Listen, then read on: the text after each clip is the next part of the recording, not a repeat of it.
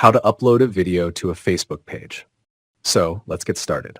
First, go to your Facebook page. Now in the post section, click on the photo video button.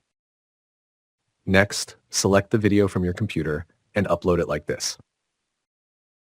Now, in the video pop-up section, enter your video title.